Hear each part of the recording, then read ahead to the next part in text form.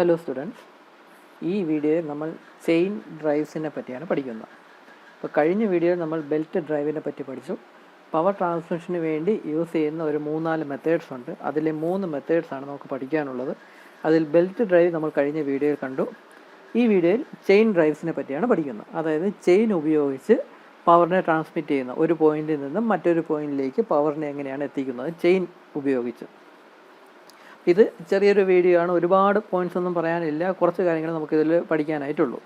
അപ്പോൾ ഈ chain drive എന്ന് പറയുന്ന ഈ ഡ്രൈവ് മെക്കാനിസം നിങ്ങൾ പല സ്ഥലത്തും കണ്ടു കാണും. സൈക്കിളുള്ള ആൾക്കാർക്ക് എന്തായാലും ഈ ചെയിൻ എന്ന് പറയുന്ന സംഭവം കണ്ടിരിക്കും. ഈ കാണുന്ന ഈ ആനിമേഷൻ എന്ന് പറയുന്നത് നമുക്ക് വേണമെങ്കിൽ സൈക്കിളിലുള്ള ആ ഒരു വർക്കിംഗ് ആണെന്ന് പറയാം. നമ്മുടെ ബൈക്കിലും ഈ ചെയിൻ ഡ്രൈവ് ഉപയോഗിച്ചാണ് പവറിനെ വീലിലോട്ട് എത്തുന്നത്. നമ്മുടെ ബൈക്കിലാണെങ്കിൽ എൻജിൻ എന്ന് പറയുന്ന ബൈക്കിൻ്റെ ഏകദേശം ഒരു മിഡിൽ പൊസിഷനിലായിട്ടായിരിക്കും ആ എൻജിൻ ഇരിക്കുന്നത്. ആ എൻജിനിൽ നിന്ന് ബാക്കിലെ റിയർ വീലിലേക്ക് പവർ എത്തിക്കുന്നത്, അതായത് എൻജിനിൽ നിന്നുള്ള ആ റൊട്ടേഷൻ വീലിലേക്ക്, പിറകിലുള്ള വീലിലേക്ക് എത്തിക്കുന്നത് ഈ ചെയിൻ ഉപയോഗിച്ചാണ്. അപ്പോൾ ഇങ്ങനെ ഒരു പോയിന്റിൽ നിന്ന് മറ്റൊരു പോയിന്റിലേക്ക് പവർ എത്തിക്കാൻ വേണ്ടി ഉപയോഗിക്കുന്ന ആ മീഡിയത്തിനെയാണ് നമ്മൾ ചെയിനാണ് ഉപയോഗിക്കുന്നത്, അതിനെ ചെയിൻ ഡ്രൈവ് എന്ന് പറയുന്നത്. നമ്മുടെ ബൈക്കിലാണ് ഇങ്ങനെ ചെയിൻ ഉപയോഗിച്ച് എൻജിനിൽ നിന്ന് റിയർ വീലിലേക്ക് പവർ എത്തിക്കുന്നത്. നമ്മുടെ കാറിലും ബസ്സിലുമൊക്കെ ആണെങ്കിൽ ചെയിൻ ഉപയോഗിച്ചല്ല, അത് പ്രൊപ്പല്ലർ ഷാഫ്റ്റാണ്, അത് വേറെ മെക്കാനിസമാണ്.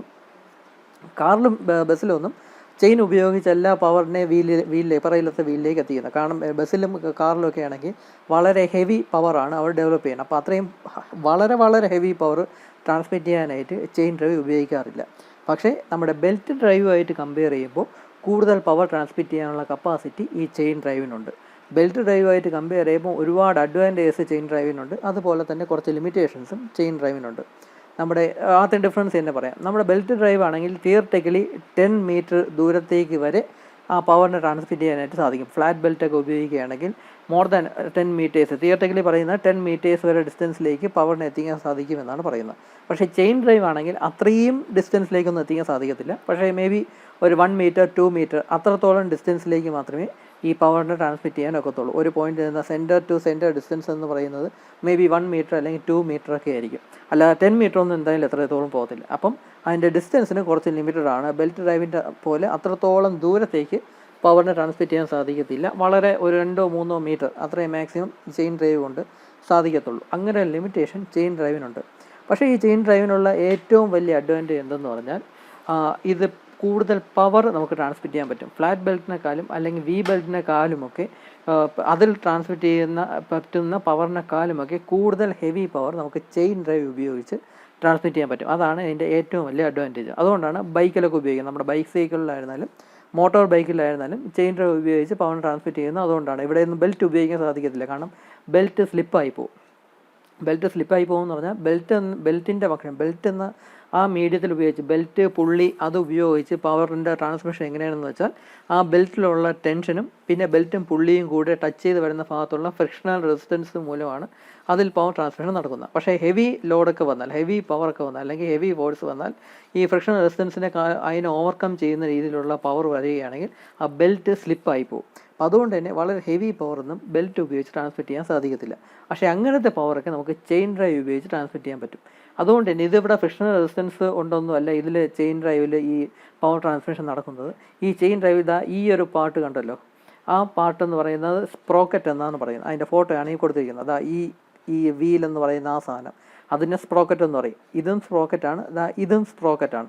ആ സ്പ്രോക്കറ്റിൻ്റെ ആ ടീത്തുകൾ കണ്ടല്ലോ, ഈ ഒരു എഡ്ജുള്ള ആ ഭാഗത്തിന് ടീത്ത് എന്നാണ് പറയുന്നത്. അത് സ്പ്രോക്കറ്റിൽ ഒരുപാട് ഇങ്ങനത്തെ ടീത്തുകൾ കാണും.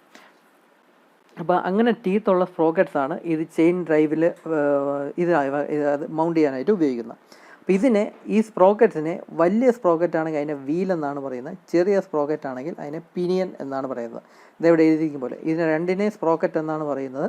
പുള്ളി എന്നല്ല, നമ്മുടെ ബെൽറ്റിലായിരുന്നെങ്കിൽ പുള്ളി എന്ന് പറഞ്ഞാൽ ഫ്ലാറ്റ് ആയിട്ടുള്ള പുള്ളിയായിരിക്കും, അല്ലെങ്കിൽ വി ബെൽറ്റിനുള്ള സ്ലോട്ടുള്ള പുള്ളിയായിരിക്കും ബെൽറ്റ് ഡ്രൈവിൽ ഉപയോഗിക്കുന്നത്. ഇവിടെ അതിന് പകരം സ്പ്രോക്കറ്റാണ് ഉപയോഗിക്കുന്നത്. ആ സ്പ്രോക്കറ്റിൽ ഇങ്ങനെ ടീത്ത് കാണും. ഇത് വലിയ സ്പ്രോക്കറ്റിനെ വീലെന്നും ചെറിയ സ്പ്രോക്കറ്റ് ആണെങ്കിൽ അതിനെ പിനിയൻ എന്നുമാണ് പറയുന്നത്. അതാണ് കൊടുക്കുന്ന പേര്. ഇതിലുള്ള വീലായിരുന്നാലും പിനിയനായാലും അതിൻ്റെ പെരിഫറിയിൽ കുറേ ടീത്തുകൾ ഇങ്ങനെ കൊടുത്തിരിക്കും. യൂണിഫോം ആയിട്ടുള്ള കുറേ ടീത്ത്, ഐഡൻറ്റിക്കൽ ആയിട്ടുള്ള കുറേ ടീത്ത് ഇവിടെ കൊടുത്തിരിക്കും. ആ ടീത്തുകളാണ് ഈ ചെയിൻ ഡ്രൈവിലുള്ള സ്ലോട്ട്. ഈ ചെയിനിൻ്റെ ഷേപ്പ് നിങ്ങൾ കണ്ടു കാണുമല്ലോ, ആ ചെയിനിലുള്ള ആ സ്ലോട്ടിലോട്ട് കയറിയാണ് ഈ വീൽ റൊട്ടേറ്റ് ചെയ്യുമ്പം അതിൻ്റെ കൂടെ തന്നെ ഈ ചെയിനും കൂടെ റൊട്ടേറ്റ് ചെയ്യുന്നത്, വീൽ അല്ലെങ്കിൽ പിന്നെ റൊട്ടേറ്റ് ചെയ്യുമ്പോൾ ആ ഇതിലുള്ള ടീത്തും കൂടെ ഈ സ്ലോട്ടിലോട്ട് കയറും. അങ്ങനെ സ്ലോട്ടിലോട്ട് കയറിയാണ് അതിനെ പുഷ് ചെയ്ത് ആ ചെയിനും കൂടി അതിൻ്റെ കൂടെ റൊട്ടേറ്റ് ചെയ്യുന്നത്. അപ്പോൾ അതുകൊണ്ട് തന്നെ ഫ്രിക്ഷണൽ റെസിസ്റ്റൻസ് അല്ലെങ്കിൽ ഫ്രിക്ഷണൽ ഫോഴ്സ് കൊണ്ടൊന്നുമല്ല ഇതിൽ പവർ ട്രാൻസ്മിഷൻ നടക്കുന്നത്. ഇതിൻ്റെ ഈ ഇതിൻ്റെ ഈ ഓരോ സ്ലോട്ടിലോട്ടും കയറി പുള്ള് ചെയ്താണ് ഒരു ഫിസിക്കലായിട്ടുള്ള വളരെ ഹാർഡ് സർഫസിൽ ഫിസിക്കലായിട്ടുള്ള ഫോഴ്സ് കൊടുത്താണ് ഇത് റൊട്ടേറ്റ് ചെയ്യുന്നത് എന്നൊക്കെ നമുക്ക് വേണമെങ്കിൽ പറയാം. അപ്പോൾ അതുകൊണ്ട് തന്നെ ഈ ചെയിൻ ഡ്രൈവിന് ഒരു പോസിറ്റീവ് ഡ്രൈവ് മെക്കാനിസം എന്നാണ് പറയുന്നത്. ബെൽറ്റ് ഡ്രൈവിനെ നമ്മൾ പോസിറ്റീവ് ഡ്രൈവ് മെക്കാനിസം എന്ന് പറയാറില്ല, കാരണം അത് ഫ്രിക്ഷണൽ റെസിസ്റ്റൻസ് ഒക്കെ ഉപയോഗിച്ചാണ് അതിൽ പവർ ട്രാൻസ്മിഷൻ നടക്കുന്നത്. പക്ഷേ ഇതിന് നമുക്ക് പോസിറ്റീവ് ഡ്രൈവ് മെക്കാനിസം എന്നൊക്കെയാണ് സാധാരണ പറയുന്നത്. അതിൻ്റെ റീസൺ എന്തെന്ന് വെച്ചാൽ ഈ ടീത്ത് ഉപയോഗിച്ച് ആ സ്ലോട്ടിൻ്റെ അകത്തോട്ട് കയറി അതിനെ പുഷ് ചെയ്ത് അതിൽ ഓരോ സ്ലോട്ടിനെയും പുഷ് ചെയ്താണ് ഇതിവിടെ റൊട്ടേറ്റ് ചെയ്യുന്നത്. അപ്പോൾ അതുകൊണ്ട് തന്നെ ഇത് സ്ലിപ്പ് എന്ന ആ ഒരു സംഭവം ഇതിൽ വരുന്നില്ല. അതായത് ഈ ചെയിൻ ഇതിൽ നിന്ന് സ്ലിപ്പായി പോവുക എന്നൊരു പ്രോസസ്സൊന്നും ഇവിടെ നടക്കുന്നില്ല. കാരണം ഒരിക്കലും സ്ലിപ്പാകത്തില്ല. വളരെ ഹെവി ലോഡ് വന്നാൽ ഇതിനെ താങ്ങാൻ പറ്റാത്തത്ര ലോഡ് വരികയാണെങ്കിൽ ചിലപ്പം ചെയിൻ പൊട്ടിപ്പോകും എന്നല്ലാതെ, അല്ലെങ്കിൽ അത് അങ്ങ് സ്റ്റാൻഡ് സ്റ്റില്ലായിട്ട് നിൽക്കും, അത് അനങ്ങാതെ നിൽക്കും എന്നല്ലാതെ സ്ലിപ്പ് ചെയ്ത് പോവുക എന്നൊരു പ്രോസസ്സ് ഇവിടെ ഇല്ല. സ്ലിപ്പ് ചെയ്ത് പോകുന്നെങ്കിൽ ഈ ടീത്ത് എല്ലാം കൂടെ ചെത്തി അങ്ങ് പോകണം. അങ്ങനെയൊന്നും നടക്കത്തില്ല. കാരണം ഈ ടീത്ത് എന്ന് പറഞ്ഞാൽ വളരെ ഹാർഡായിട്ടുള്ള സർഫസാണ്. അപ്പോൾ അങ്ങനെയൊന്നും സംഭവിക്കത്തില്ല. ഈ ടീത്ത് ഒന്നും പൊട്ടിപ്പോകാനുള്ള സാധ്യതയില്ല. പൊട്ടിപ്പോകണമെങ്കിൽ തന്നെ 1-2 ടീത്തേ പൊട്ടിപ്പോകത്തുള്ളൂ. എല്ലാ ടീത്തും കൂടി ഒന്നും പൊട്ടിപ്പോകത്തില്ല. അപ്പോൾ അതുകൊണ്ട് തന്നെ സ്ലിപ്പ് എന്ന് പറയുന്ന പ്രോസസ്സ് ഇവിടെ ഇല്ല. ഈ ചെയിന് സ്ലിപ്പായി പോകുന്നു എന്ന് പറയുന്ന ആ ഒരു സംഭവമൊന്നുമില്ല. അപ്പോൾ ഇതാണ് ചെയിൻ ഡ്രൈവ് എന്ന് പറയുന്നത്. അപ്പം ബെൽറ്റുമായിട്ട് കമ്പയർ ചെയ്യുമ്പം കൂടുതൽ പവർ ട്രാൻസ്മിറ്റ് ചെയ്യാൻ പറ്റും. ബെൽറ്റിനെക്കാളും കൂടുതൽ ലൈഫും ഈ ചെയിൻ ഡ്രൈവിനുണ്ടെന്ന് പറയാം. ബെൽറ്റിനെന്ന് പറഞ്ഞാൽ ബെൽറ്റിൻ്റെ മെറ്റീരിയലൊക്കെ ചിലപ്പം ഡേർട്ട് ആവാം, എന്തെങ്കിലും ഓയിലൊക്കെ വീണ് അത് ഡേർട്ട് ആവാം, അത് കാരണം ദ്രവിച്ചു പോകാം. അതുകൊണ്ട് തന്നെ ലൈഫ് കുറഞ്ഞെന്നിരിക്കും. അല്ലെങ്കിൽ ബെൽറ്റ് പൊട്ടിപ്പോകാനുള്ള സാധ്യത കൂടുതലാണ്. അല്ലെങ്കിൽ ബെൽറ്റ് എലോങ്ങേഷൻ സംഭവിച്ച് ലൂസായി പോകാനുള്ള സാധ്യത കൂടുതലാണ്. ആ ടെൻഷനൊക്കെ നഷ്ടപ്പെടുന്ന അങ്ങനത്തെ കുറേ ലിമിറ്റേഷൻസ് ബെൽറ്റ് ഡ്രൈവിനുണ്ട്. പക്ഷേ ചെയിൻ ഡ്രൈവിന് അങ്ങനെയൊന്നും ഇല്ല എന്ന് വേണമെങ്കിൽ പറയാം. പക്ഷേ ചെറിയൊരു പ്രോബ്ലം ഉണ്ട്. ഒരുപാട് നാൾ യൂസ് ചെയ്യപ്പെടുമെങ്കിൽ ലൈഫ് കൂടുതലാണ്, എന്നാലും ഒരുപാട് കാലം യൂസ് ചെയ്യപ്പം ചിലപ്പം ഈ ചെയിൻ്റെ ലെങ്ത് കൂടിയെന്നിരിക്കുക, ചെയിൻ എലോങ്ങേഷൻ സംഭവിച്ചു എന്ന് വരാം. നമ്മുടെ ഹോണ്ട ബൈക്കിലോ അല്ലെങ്കിൽ ഹീറോ ഹോണ്ടയുടെ ബൈക്കിലോ ഒക്കെ ആണെങ്കിൽ 2 ആഴ്ച 3 ആഴ്ച കൂടുമ്പം ചെയിൻ ടൈറ്റ് ചെയ്യണമെന്ന് പറയും. കാരണം ചെയിൻ്റെ ലെങ്ത് കൂടിപ്പോകും. കൂടുതൽ ഉപയോഗിക്കുമ്പോഴേക്കും ഇതിലുള്ള ഓരോ കണ്ണികൾ, ഓരോ ലിങ്കുകളും അത് എലോങ്ങേഷൻ ഉണ്ടാകുന്നുണ്ട്. അത് ചിലപ്പോൾ ടൈറ്റ് ചെയ്യേണ്ടി വരും. ചെയിൻ ടൈറ്റ് ചെയ്യേണ്ടതായിട്ട് വരും. ചെയിൻ ടൈറ്റ് ചെയ്യുകയെന്ന് പറഞ്ഞാൽ മേ ബി ഇതിലുള്ള ഏതെങ്കിലും ഒരു ലിങ്കിനെ റിമൂവ് ചെയ്തിട്ട് ബാക്കി ലിങ്ക്സിനെ അങ്ങ് ജോയിൻ ചെയ്യുക എന്നൊരു പ്രോസസ്സായിരിക്കും ചെയിൻ ടൈറ്റ് ചെയ്യുക എന്നൊക്കെ പറയുന്നത്. അപ്പോൾ അങ്ങനത്തെ സംഭവങ്ങളെല്ലാം ഈ ചെയിൻ ഡ്രൈവിലുണ്ട്. അപ്പം ലൈഫ് കൂടുതലാണ്. മാത്രമല്ല ഇതിൻ്റെ റിപ്പയറിങ് കുറച്ചും കൂടെ ഈസിയാണെന്ന് പറയാം. ബെൽറ്റ് പൊട്ടിപ്പോവുകയാണെങ്കിൽ നമുക്ക് തന്നെ റിപ്പയർ ചെയ്യാൻ ഒരുപാട് ഡിഫിക്കൽട്ടാണ്. പക്ഷേ ചെയിൻ പൊട്ടിപ്പോവുകയാണെങ്കിൽ നമ്മുടെ നമ്മുടെ വണ്ടിയിൽ തന്നെ ചെയിൻ പൊട്ടിപ്പോവുകയാണെങ്കിൽ മെക്കാനിക്കിന് വർക്ക്ഷോപ്പിൽ കൊണ്ടുവല്ലപ്പോൾ മെക്കാനിക്കിന് വളരെ ഈസി ആയിട്ട് അതിൻ്റെ പൊട്ടിപ്പോയ ലിങ്ക്സ് തമ്മിൽ ജോയിൻ ചെയ്യാം, അല്ലെങ്കിൽ പൊട്ടിപ്പോയ ലിങ്ക്സിനെ റിമൂവ് ചെയ്തിട്ട് ബാക്കി ലിങ്ക്സിനെ തമ്മിൽ ജോയിൻ ചെയ്യാനൊക്കെ സാധിക്കും. അപ്പം ചെയിൻ ഡ്രൈവിന് അങ്ങനത്തെ കുറേ അഡ്വാൻറ്റേജസ് ഉണ്ട്. പിന്നെ മെറ്റൽ കൊണ്ടാണ് ഉണ്ടാക്കിയത്. ബെൽറ്റ് എന്ന് പറയുന്നത് മെറ്റൽ കൊണ്ട് ഉണ്ടാക്കിയതല്ല, പക്ഷേ ചെയിൻ ഡ്രൈവ് എന്ന് പറയുന്നത് മെറ്റൽ കൊണ്ട് ഉണ്ടാക്കിയതാണ്. അപ്പോൾ അങ്ങനത്തെ കുറച്ച് അഡ്വാൻറ്റേജസ് ചെയിൻ ഡ്രൈവിനുണ്ട്. മാത്രമല്ല കോസ്റ്റിൻ്റെ കാര്യം വരുമ്പോഴും ചെയിൻ ഡ്രൈവിനായിരിക്കും കൂടുതൽ കോസ്റ്റ്. ബെൽറ്റുമായിട്ട് കമ്പയർ ചെയ്യുമ്പോൾ കൂടുതൽ കോസ്റ്റ് വരുന്നത് ചെയിൻ ഡ്രൈവിന് തന്നെയാണ്. അപ്പോൾ ഇങ്ങനത്തെ കുറച്ച് അഡ്വാൻറ്റേജസ്, ഇങ്ങനത്തെ കുറച്ച് ലിമിറ്റേഷൻസ് എല്ലാം ചെയിൻ ഡ്രൈവിനുണ്ട്. നമ്മൾ ഉപയോഗിക്കുന്ന ചെയിൻ എന്ന് പറയുന്നത് ബേസിക്കലി 2 ടൈപ്പ് ചെയിനുണ്ട്. അപ്പോൾ ആ ഡിഫറെൻറ്റ് ടൈപ്സ് ഓഫ് ചെയിൻസും കൂടെ നമുക്ക് ഈ ടോപ്പിക്കിലൊന്ന് പഠിക്കണം. ഈ ടോപ്പിക്കിൽ നിന്ന് വളരെ കാര്യമായി 10 മാർക്സിനൊന്നും ചോദിക്കാനായിട്ട് ക്വസ്റ്റ്യൻസ് ഒന്നുമില്ല. മേ ബി 3-4 മാർക്സിനെ ചോദിക്കത്തുള്ളൂ. അഡ്വാൻറ്റേജസ് ഓഫ് ചെയിൻ ഡ്രൈവ് എന്നോ ലിമിറ്റേഷൻസ് ഓഫ് ചെയിൻ ഡ്രൈവ് എന്നോ അല്ലെങ്കിൽ ഡിഫറെൻറ്റ് ടൈപ്സ് ഓഫ് ചെയിൻസ് ഏതൊക്കെയാണെന്നൊക്കെ ആയിരിക്കും സാധാരണ ചോദിക്കുന്നത്. അപ്പോൾ ഈ 2-3 ക്വസ്റ്റ്യൻസ് മാത്രമേ ഈ ടോപ്പിക്കിൽ നിന്ന് ചോദിക്കാനുള്ള സാധ്യതയുള്ളൂ. അപ്പോൾ ഈ ചെയിൻ ഡ്രൈവ് അല്ലെങ്കിൽ അതിലുപയോഗിക്കുന്ന ചെയിൻസ് ബേസിക്കലി 2 ആയിട്ടാണ് ക്ലാസിഫൈ ചെയ്യുന്നത്. അതിൽ ആദ്യത്തെ ക്ലാസിഫിക്കേഷനാണ് ഇവിടെ കാണിക്കുന്ന റോളർ ചെയിൻ എന്ന് പറയുന്ന നമ്മൾ സാധാരണ മോസ്റ്റ് കോമൺ ആയിട്ട് ഉപയോഗിക്കുന്ന ആ ചെയിൻ. ഇതിനെ റോളർ ചെയിൻ എന്നാണ് പറയുന്നത്. നമ്മുടെ സൈക്കിളിലോ അല്ലെങ്കിൽ മോട്ടോർ സൈക്കിളിലോ ബൈക്കിലോ ഒക്കെ ഉപയോഗിക്കുന്ന സാധാരണ പർപ്പസിൽ ഉപയോഗിക്കുന്ന ചെയിൻ എന്ന് പറയുന്ന റോളർ ചെയിൻ എന്നാണ് പറയുന്നത്. നമ്മൾ സാധാരണ കണ്ടിട്ടുള്ള ഈ കാണുന്ന സംഭവമെല്ലാം റോളർ ചെയിനാണ്. അപ്പോൾ ഈ റോളർ ചെയിൻ ഉണ്ടാക്കിയിരിക്കുന്ന ഇങ്ങനത്തെ ചെറിയ എലമെൻറ്റ്സ് ഉപയോഗിച്ച് ചെറിയ കമ്പോണൻസ് കൂട്ടിച്ചേർത്താണ് ഈ റോളർ ചെയിൻ ഉണ്ടാക്കിയിരിക്കുന്നത്. ഇതിൻ്റെ അഡ്വാൻറ്റേജ് എന്തെന്ന് പറഞ്ഞാൽ ഇതിലേതെങ്കിലും ഒരെണ്ണം ഡാമേജ് ആയി പോവുകയാണെങ്കിൽ, ഏതെങ്കിലും ഒരെണ്ണം പൊട്ടിപ്പോവുകയാണെങ്കിൽ നമുക്കതിനെ റീപ്ലേസ് ചെയ്യാം. ആ ഒരു കമ്പോണൻറ്റ് മാത്രമായിട്ട് റീപ്ലേസ് ചെയ്യുകയോ അല്ലെങ്കിൽ ആ ഒരു പൊട്ടിപ്പോയ ലിങ്കിനെ മാത്രം റിമൂവ് ചെയ്തിട്ട് ബാക്കിയുള്ള ലിങ്കിനെ തമ്മിൽ ജോയിൻ ചെയ്യുക എന്നുള്ള ആ ഒരു പോസിബിലിറ്റി ഈ റോളർ ചെയിനുണ്ട്. ഈ റോളർ ചെയിനുള്ള ഈ കാണുന്ന ഓരോ എലമെൻറ്റിനും ഓരോ പേര് ഇവിടെ കൊടുത്തിട്ടുണ്ട്. റോളർ ലിങ്ക്, പിൻ ലിങ്ക്, പിന്നെ connecting link, pin, bush, roller, pin link plate, roller link plate എന്നൊക്കെ പറഞ്ഞ് ഓരോ കമ്പോണൻസിൻ്റെ പേര്, ഈ കാണുന്ന ഓരോ എലമെൻറ്റിനും സെപ്പറേറ്റ് പേരൊക്കെ കൊടുത്തിട്ടുണ്ട്. നമുക്ക് ഈ പേരൊന്നും പഠിക്കേണ്ട ആവശ്യമില്ല. ഇങ്ങനത്തെ കാര്യങ്ങളെല്ലാം ഉണ്ട് എന്ന് മാത്രം മനസ്സിലാക്കിയാൽ മതി. അപ്പോൾ ഈ റോളർ ചെയിൻ്റെ പ്രത്യേകത എന്ന് പറഞ്ഞാൽ ഏറ്റവും മോസ്റ്റ് കോമൺ ആയിട്ട് യൂസ് ചെയ്യുന്ന ഒരു ചെയിനാണ് റോളർ ചെയിൻ എന്ന് പറയുന്നത്. ഇതാണ് സാധാരണ ഉണ്ടാക്കിയെടുക്കാൻ കമ്പാരിറ്റീവ്ലി ഈസി. നമ്മൾ ഇനി പഠിക്കാൻ പോകുന്ന രണ്ടാമത്തെ ടൈപ്പ് ഓഫ് ചെയിനിനെക്കാളും കമ്പാരിറ്റീവ്ലി ഈസി ആയിട്ട് ഉണ്ടാക്കാൻ സാധിക്കുന്നതാണ് റോളർ ചെയിൻ. കോസ്റ്റ് കുറവും റോളർ ചെയിനാണ്. നമ്മൾ ഇനി പഠിക്കാൻ പോകുന്ന രണ്ടാമത്തെ ടൈപ്പ് ഓഫ് ചെയിനിനെക്കാളും കോസ്റ്റ് കുറവ് റോളർ ചെയിനാണ്. പക്ഷേ എൻ്റെ ലിമിറ്റേഷൻ എന്തെന്ന് പറഞ്ഞാൽ കുറച്ചുകൂടെ നോയ്സിയാണ്. കാരണം ഈ ചെയിൻ വർക്ക് ചെയ്യുമ്പം നോയ്സ് വരാനുള്ള, അതായത് സൗണ്ട് വരാനുള്ള സാധ്യത കൂടുതലാണ്. രണ്ടാമത്തെ ചെയിൻ വളരെ സൈലൻ്റ് ആയിട്ടുള്ള ടൈപ്പാണ് രണ്ടാമതെയും ഇനി പഠിക്കാൻ പോകുന്ന ടൈപ്പ് ഓഫ് ചെയിൻ എന്ന് പറഞ്ഞാൽ. പക്ഷേ റോളർ ചെയിൻ എന്ന് പറയുമ്പോൾ അതുമായിട്ട് കമ്പയർ ചെയ്യുമ്പോൾ കൂടുതൽ നോയ്സിയാണ്, കൂടുതൽ സൗണ്ട് അത് ഉണ്ടാക്കുക. ഈ അത് വർക്ക് ചെയ്യുന്ന സമയത്ത് കൂടുതൽ സൗണ്ട് ഉണ്ടാക്കുക. അതുകൊണ്ട് നോയ്സിയാണ് റോളർ ചെയിൻ എന്ന് പറയാം. പിന്നെ ഉള്ള ഒരു ലിമിറ്റേഷൻ എന്തെന്ന് പറഞ്ഞാൽ മറ്റ് ചെയിൻ നമ്മൾ ഇനി പഠിക്കാൻ പോകുന്ന രണ്ടാമത്തെ ടൈപ്പ് ഓഫ് ചെയിൻ ഉപയോഗിച്ചാണെങ്കിൽ കൂടുതൽ പവർ ട്രാൻസ്മിഷൻ സാധ്യതയാണ്.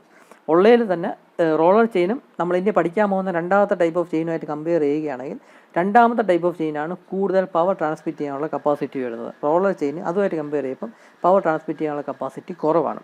അപ്പോൾ കൂടുതൽ ഹെവി ലോഡ് നമ്മൾ സാധാരണ ഉപയോഗിക്കും ചെയിൻ ഡ്രൈവിൽ തന്നെ രണ്ട് ടൈപ്പ് ഓഫ് ചെയിൻസ് ഉപയോഗിക്കുന്നു എന്ന് പറയും. അത് റോളർ ചെയിനിനെക്കാളും കൂടുതൽ പവർ ക്യാരി ചെയ്യാൻ പറ്റുന്ന, അല്ലെങ്കിൽ കൂടുതൽ പവർ ട്രാൻസ്മിറ്റ് ചെയ്യാൻ പറ്റുന്ന ടൈപ്പ് ഓഫ് ചെയിനാണ് നമ്മൾ രണ്ടാമത് പഠിക്കാനായിട്ട് പോകുന്നത്. പക്ഷേ അതിന് കോസ്റ്റ് കൂടുതലാണ്. റോളർ ചെയിനാണ് കോസ്റ്റ് കുറവ്. അപ്പോൾ ഇതാണ് റോളർ ചെയിൻ. നമ്മൾ സാധാരണ യൂസ് ചെയ്യുന്ന ആ ചെയിനാണ് റോളർ ചെയിൻ എന്ന് പറയുന്നത്.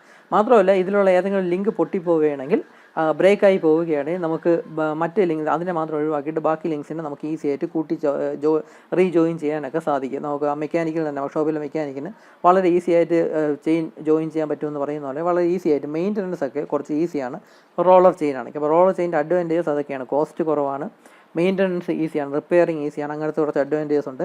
ലിമിറ്റേഷൻസ് എന്ന് പറഞ്ഞാൽ നോയ്സിയാണ്. ഇത് വർക്ക് ചെയ്യുമ്പോൾ നോയ്സിയാണ്, കൂടുതൽ നോയ്സ് ഉണ്ടാവാറുണ്ട്. പിന്നെ പവർ ട്രാൻസ്മിഷൻ കപ്പാസിറ്റി കുറവാണെന്ന് പറയാം റോളർ ചെയിൻ. ഇനി പഠിക്കാൻ പോകുന്ന ടൈപ്പിനെക്കാളും കുറവാണ് പവർ ക്യാരി ചെയ്യാനുള്ള കപ്പാസിറ്റി. അപ്പോൾ ഇതാണ് റോളർ ചെയിൻ എന്ന് പറയുന്ന ആദ്യത്തെ ടൈപ്പ്. രണ്ടാമത്തെ ടൈപ്പ് ഞാൻ ഇത്രയും നേരം പറഞ്ഞു വന്ന രണ്ടാമത്തെ ടൈപ്പ് എന്ന് പറയുന്നതാണ് ഈ silent or inverted tooth chain എന്ന് പറയുന്നത്. ഇത് സാധാരണ ഒരു സ്പെഷ്യൽ ടൈപ്പ് ഓഫ് ചെയിനാണ്. സ്പെഷ്യൽ പർപ്പസിന് മാത്രമേ ഈ ടൈപ്പ് ഓഫ് ചെയിൻ യൂസ് ചെയ്യാറുള്ളൂ. കാണുന്നത് പോലെ തന്നെ ഈ ചെയിൻ ഉണ്ടാക്കാനായിട്ട് കൂടുതൽ കോസ്റ്റാണ്, ചെയിൻ്റെ കോസ്റ്റ് കൂടുതലാണ്. വർക്ക് ചെയ്യുമ്പം ഇത് സാധാരണ നോയ്സ് കുറവാണ്. അതുകൊണ്ടാണ് അതിനെ സൈലൻറ്റ് എന്ന പേര് തന്നെ കൊടുത്തിട്ടുള്ളത്. നോർമൽ വർക്കിങ്ങിൽ തന്നെ ഇതിൻ്റെ സൗണ്ട് വളരെ കുറവായിരിക്കും. റോളർ ചെയിനേക്കാളും കുറച്ചുകൂടെ സൈലൻറ്റ് ഓപ്പറേഷൻ ആയിരിക്കും ഇതിന്. നോയ്സ് ഒന്നും അധികം ഉണ്ടാകത്തില്ല.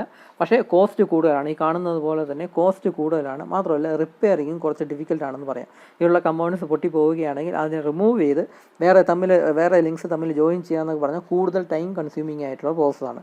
ഇമ്പോസിബിൾ എന്ന് പറയുന്നില്ല, പക്ഷേ കൂടുതൽ ടൈം കൺസ്യൂമിങ് ആയിട്ടുള്ള പ്രോസസ്സാണെന്ന് പറയാം. അപ്പോൾ അതുകൊണ്ട് തന്നെ ഈ ടൈപ്പ് ഓഫ് ചെയിനിലാണെങ്കിൽ റിപ്പയറിങ് ഒക്കെ കുറച്ച് ഡിഫിക്കൽട്ടാണ്.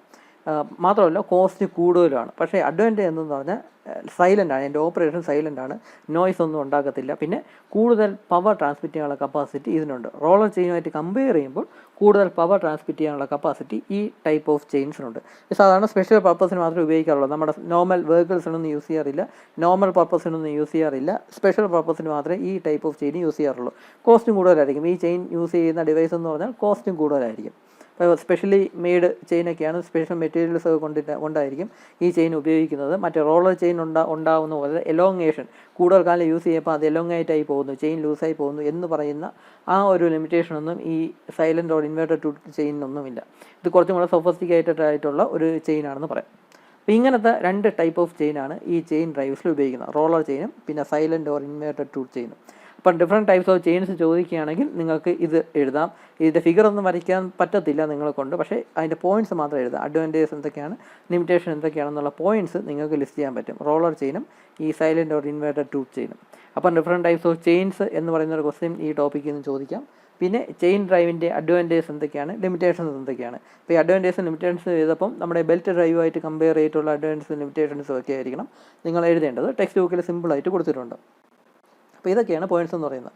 ഇത് നമ്മുടെ ഈ ചെയിൻ ഡ്രൈവിൽ ഉപയോഗിക്കുമ്പോൾ രണ്ട് സ്പ്രോക്കറ്റിൻ്റെ ചുറ്റിയായിരിക്കും ഈ ചെയിൻ അറേഞ്ച് ചെയ്തിരിക്കുന്നത്. അതിലൊരു സ്പ്രോക്കറ്റിനെ നമ്മൾ ഡ്രൈവർ എന്ന് പറയും, മറ്റേതിനെ ഡ്രിവൺ എന്ന് പറയും. ഈ ഡ്രൈവർ എന്ന് പറഞ്ഞാൽ അതിലായിരിക്കും പവർ പ്രൊഡ്യൂസ് ചെയ്യുന്നത്. അതിലുണ്ടാകുന്ന പവറിനെയാണ് മറ്റേ സ്പ്രോക്കറ്റിലോട്ട് ട്രാൻസ്ഫർ ചെയ്യേണ്ടത്, അല്ലെങ്കിൽ മറ്റേ പോയിന്റിലേക്ക് ട്രാൻസ്ഫർ ചെയ്യേണ്ടത്. അപ്പോൾ ഇതിന്ന് ഇവിടെ ഒരു ഷാഫ്റ്റ് കാണും, ഇവിടെയും ഒരു ഷാഫ്റ്റ് കാണും. ഈ ഷാഫ്റ്റിൽ നിന്ന് ഈ ഷാഫ്റ്റിലേക്കാണ് പവർ ട്രാൻസ്മിറ്റ് ചെയ്യുന്നത്. അപ്പോൾ രണ്ട് ഷാഫ്റ്റിൻ്റെ മുകളിൽ ഒരു സ്പ്രോക്കറ്റ് ഫിക്സ് ചെയ്തിരിക്കും. എന്നിട്ട് ആ സ്പ്രോക്കറ്റിന് ചുറ്റിയാണ് ഈ ചെയിൻ ഇവിടെ കണക്ട് ചെയ്തിരിക്കുന്നത്. അപ്പോൾ അതിൽ ഒരെണ്ണത്തിനെ ഡ്രൈവർ എന്നും മറ്റേതിനെ ഡ്രിവൺ എന്നും ഒക്കെ കൊടുക്കും. അത് നമ്മുടെ ബെൽറ്റ് ഡ്രൈവിൽ ഉപയോഗിക്കുന്ന സെയിം പ്രിൻസിപ്പിൾ തന്നെയാണ് ഇവിടെ ഉപയോഗിക്കുന്നത്. ഡ്രൈവർ സ്പ്രോക്കറ്റും ഡ്രിവൺ സ്പ്രോക്കറ്റും എന്നൊക്കെ പറയുന്നത്. അപ്പോൾ ഇതാണ് ചെയിൻ ഡ്രൈവ് എന്ന് പറയുന്ന മെക്കാനിസം. നമുക്ക് അടുത്ത വീഡിയോയിൽ ഗിയർ ഡ്രൈവ് മെക്കാനിസത്തിനെ പറ്റി പഠിക്കാം. അപ്പോൾ ഈ വീഡിയോയിൽ ഇത്രയേ ഉള്ളൂ. ബാക്കി അടുത്ത വീഡിയോയിൽ. Thank you.